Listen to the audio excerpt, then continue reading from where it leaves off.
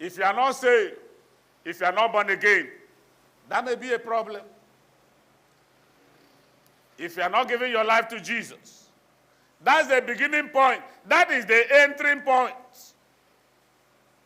If you are not born again, Jesus said, except a man be born again, he will not enter the kingdom of God. John chapter 3, verse 3 to verse 5. John chapter 3, verse 3 to verse 5. John chapter 10, verse 9. John chapter 10, verse 9. I read from here. John chapter 10, verse 9. Jesus said, I am the gate. I am the gate. Whoever enters through me will be saved. He will come in and go out and find pasture. If you're not in him, then there's a problem. If you have not given your life to Jesus, your number of years of pretending to be a Christian will be in vain. In John chapter 14, verse 6, Jesus said, I am the way, the truth, and the life. No one comes to the Father except through me. And there's no argument about that. Number 2, a life of sin. Sin can hinder divine visitation. When God visits sin, he comes for judgment. Hello, church? When God visits sin, he comes for judgment. But we are praying that when God visits us, he will come with good things. Sin is a destiny killer. Sin is a killer of prosperity and good things. Sin has brought sickness in the life of so many people, particularly secret sins. Those sins that we don't see. You commit when you are alone, when the room is dark. Secret sins. Proverbs chapter 9, verse 17 and 18. He says, stolen water is sweet. Food eaten in secret is delicious. But little do they know that the dead are there, that her guests are in the depths of the grave.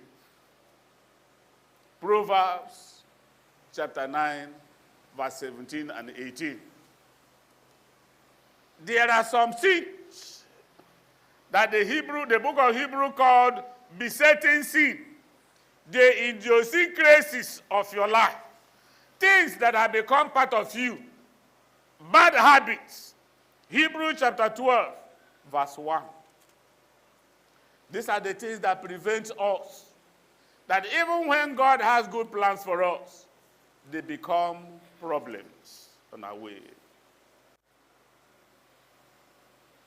Hebrews chapter 12, verse 1 says, therefore, since we are surrounded by such a great cloud of witnesses, let us throw off everything that hinders and the sin that easily entangles us.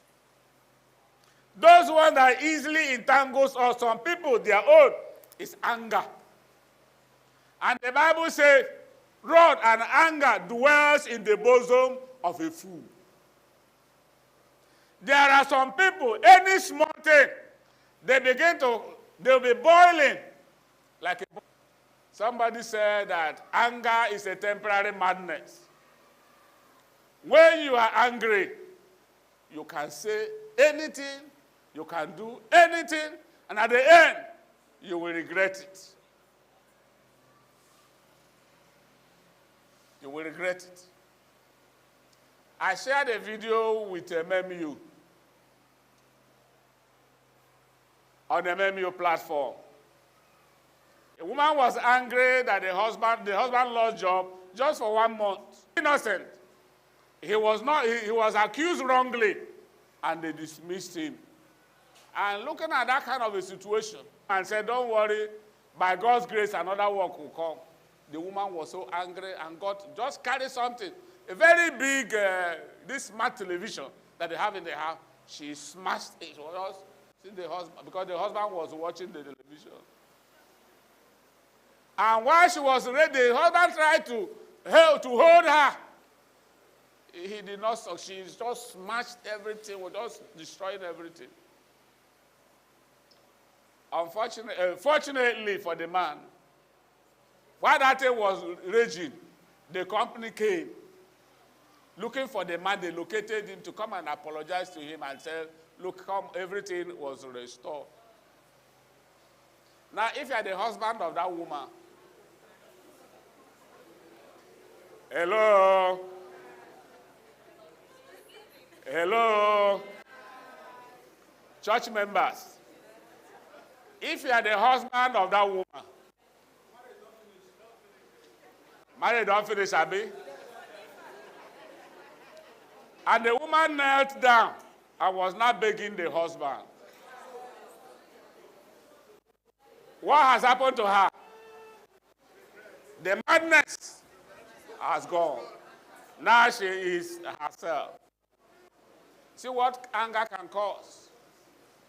There are some people that a little thing, they will tell you, it runs in our family. My grandfather was hot. My father was a hot person. And that is why I am hot. You should be delivered from that kind of negative hotness. Anger. Anger. Some will say, that is the way I am. That is me. If you have come to a negative position where you can discover, you can identify yourself with a negative position, then you need deliverance. The Bible said the sin that easily entangles. Easily, your own can be anger. Some people, their own is lie. Some people, their own is immorality. Some people, their own, anything that belongs to another person, they must pocket it.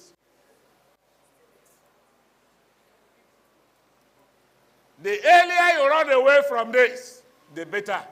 People that live in that kind of condition do not think about divine visitation. Because when the Lord visits, he comes for judgment. Also, you can look at Colossians chapter 3, verse 5 to 16. Another one, some of the things that hinder divine visitation is wrong association. Wrong association. Who are your friends? Who are your friends? Who are your colleagues? Who are the people that you trust? Who are the people you share your secrets? The man on